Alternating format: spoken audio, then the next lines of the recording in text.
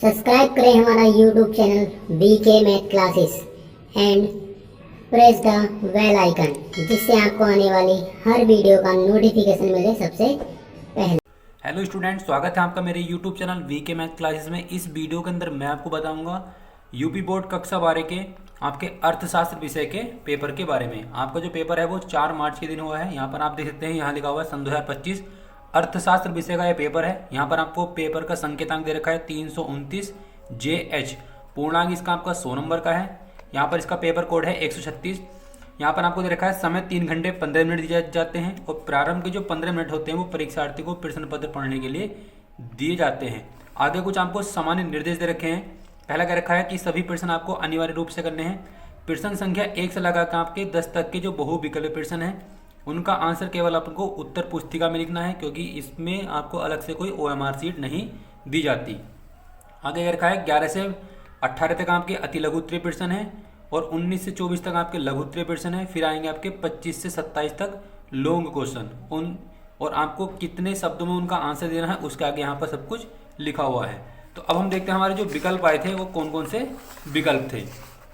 तो यहाँ पर हम देखते हैं, आपका जो पहला विकल्प था वो था आपका पूर्ति अपनी मांग स्वयं उत्पन्न करती है, यह कथन किसका है। तो ये आपका जो कथन था वो था आपका फ्रांस के अर्थशास्त्री थे JV से। तो JV से इसका सही आंसर हो जाएगा ऑप्शन नंबर C। आगे इसने रखा है क्वेश्चन नंबर 2, मुद्रा वह धुरी है जिसके चारों ओर अर्थ विज्ञान चक्कर लगाता है, यह कथन किसका है। तो ये है आपका मार्शल का। तो इसका ऑप्शन नंबर आपका C बिल्कुल सही हो जाएगा। आगे क्या रखा है, सम सीमांत उपयोगिता का नियम प्रतिपादन किसने किया था। तो वो क्या था आपका मार्शल ने। तो इसका जो पूरा नाम है वो है आपका अल्फ्रेड मार्शल। इसका ऑप्शन नंबर आपका 1 बिल्कुल सही हो जाएगा। आगे क्या रखा है, पूर्णतः पूर्ण प्रतियोगिता के अंतर्गत किस फर्म का मांग वक्र होता है। तो वो था आपका पूर्णतः लोचदारी। तो मैंने आपको अपने मॉडल पेपर में कराया था। आगे इसने क्या रखा है, यदि लोच का मान अगर 3 है और औसत आगम इसका 30 रुपये है तो सीमांत आगम कितना होगा। तो वो हो जाएगा आपका 20 रुपये। ऑप्शन नंबर 1 बिल्कुल सही हो जाएगा। अगला आपको क्वेश्चन रखा है क्वेश्चन नंबर 6, अर्थशास्त्र धन का विज्ञान है, यह कथन किसका है। तो ये जो कथन है वो है आपका एडम स्मिथ का। तो इसका ऑप्शन नंबर आपका 1 बिल्कुल सही हो जाएगा। अगला क्वेश्चन आपको क्या है, क्वेश्चन नंबर आपका 7 है। 7 में क्या रखा है, समष्टि अर्थशास्त्र के जनक कौन कहे जाते हैं। तो वो कहे जाते हैं आपके किन्स। तो इसका ऑप्शन नंबर आपका B बिल्कुल सही हो जाएगा। आगे इसमें क्वेश्चन क्या रखा है, क्वेश्चन नंबर आपका 8 है, निम्न में से कौन सी विधि भारत में राष्ट्रीय आय को मापने में प्रयुक्त की जाती है। तो वो होती है आपकी उत्पाद विधि, व्यय विधि, आय विधि। ये तीनों ही विधि का प्रयोग किया जाता है भारत में राष्ट्रीय आय को मापने के लिए, इसलिए इसका जो आंसर हो जाएगा उपयुक्त सभी। ऑप्शन नंबर D बिल्कुल सही है।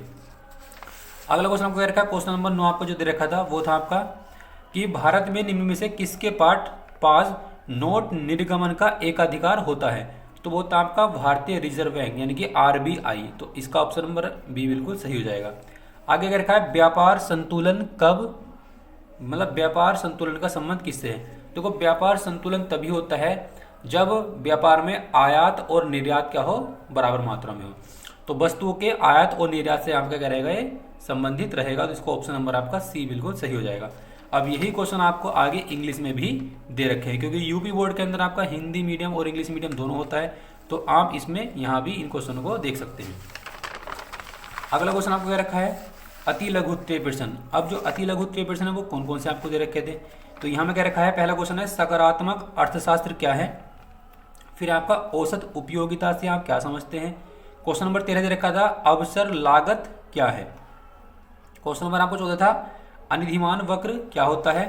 फिर क्या रखा अगला क्वेश्चन, राष्ट्रीय आय को परिभाषित कीजिए। और ये सभी क्वेश्चन आपके जो हैं अति लघु उत्तरीय वो 3-3 नंबर के हैं। और ये सभी क्वेश्चन मैंने आपको मॉडल पेपर में करा रखे हैं। अगर आपने मॉडल पेपर की वीडियो देखी होगी तो आपका पेपर काफ़ी अच्छा हुआ होगा। और जो अपनी 2026 में परीक्षा देने वाले हैं तो उसके लिए भी ये वीडियो आपके काफ़ी यूजफुल होने वाली है। आगे क्वेश्चन क्या रखा है, मध्यवर्ती वस्तुएं क्या होती हैं। फिर क्या रखा, केंद्रीय बैंक के 3 कार्य हमें बताने हैं। अनैच्छिक बेरोजगारी को परिभाषित कीजिए, ये आपका क्वेश्चन नंबर 18 है। अब आते हैं आपके लघु उत्तरीय प्रश्न। तो लघु उत्तरीय प्रश्न आपको कौन कौन से दे रखे हैं। इसमें क्या रखा है, स्थिर पैमाने के प्रतिफल के नियम की सचित्र हमें व्याख्या करके दिखानी है। क्वेश्चन नंबर 20 क्या रखा है, मांग फलन से आप क्या समझते हैं। मांग वक्र बाएं से दाएं नीचे क्यों गिरता है।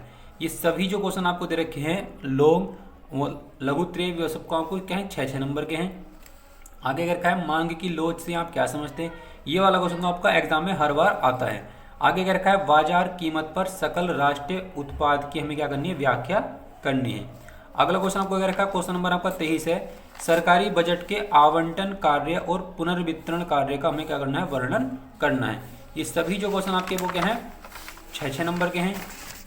आगे इसने क्या रखा है, क्वेश्चन नंबर आपका 24 है कि मुद्रा से आप क्या समझते हैं, इसे प्रभावित करने वाले हमें 3 कारकों का वर्णन करके दिखाना है।